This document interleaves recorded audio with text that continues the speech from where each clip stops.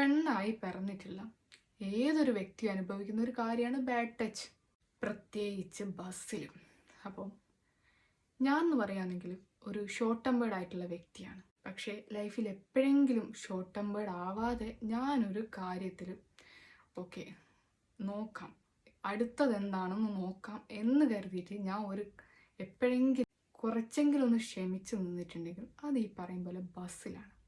അതായത് ഈ പറയും പോലെ ഇങ്ങനെയുള്ള ബാഡ് എക്സ്പീരിയൻസ് ഈ പറയുന്ന പോലെ എനിക്കും ഉണ്ടായിട്ടുണ്ട്. നമ്മൾ ഈ തിരക്കുള്ള ബസ്സിലൊക്കെ കയറുന്ന സമയത്ത് നമ്മൾ പിറകിൽ നിൽക്കുന്ന മുന്നിൽ നിൽക്കുന്ന ആളുകൾ ഇങ്ങനെ ടച്ച് ചെയ്യാം, അതിൽ പലതരത്തിലുള്ള രീതിയിൽ നിങ്ങൾക്ക് ഞാൻ പ്രത്യേകിച്ച് പറഞ്ഞു തരേണ്ട ആവശ്യമില്ല, അങ്ങനത്തെ എക്സ്പീരിയൻസുകൾ ഉണ്ടാവും. പക്ഷേ നമ്മൾ ആദ്യം ചിന്തിക്കേണ്ടത് അത് അവർ ഏത് ഇൻറ്റൻഷനോട് ചെയ്യുന്നതാണ്, മനഃപൂർവ്വമാണോ അതോ അറിയാതെയാണോ എന്ന് നമ്മൾ ഒരു തവണയെങ്കിലും ചിന്തിക്കണം.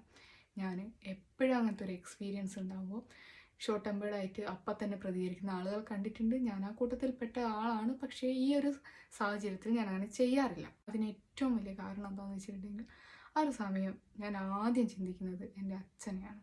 അതായത് ഇപ്പം നമ്മളോട് ഇങ്ങനെ കാണിക്കുന്ന വ്യക്തി അത് ഏത് ഇൻറ്റൻഷനോടാണെങ്കിലും ആ വ്യക്തി നമുക്ക് ഏറ്റവും പ്രിയപ്പെട്ട ഒരാളാണ്, അല്ലെങ്കിൽ നമ്മൾ തന്നെയാണെന്ന് ചിന്തിച്ച് നോക്കുക.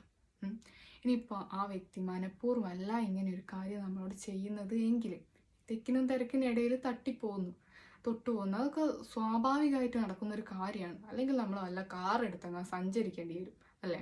അങ്ങനെയുള്ള സാഹചര്യത്തിൽ ഇവരോട് അറിയാതെയാണ് നമ്മൾ എങ്ങനെ ടച്ച് ചെയ്ത് പോകുന്നത് എന്ന് കരുതുക. അപ്പോൾ നമ്മൾ അവിടെ റിയാക്ട് ചെയ്ത് ആ ഒരു സിറ്റുവേഷൻ വഷളാക്കിയിട്ടുണ്ട്, നാളെ ഒരു പക്ഷേ ആ ഒരു വ്യക്തിക്ക് മനഃപൂർവ്വം അല്ലാതെ ആൾ ചെയ്ത ഒരു കാര്യത്തിന് നാട്ടുകാർ, കുടുംബക്കാർ, വീട്ടുകാർ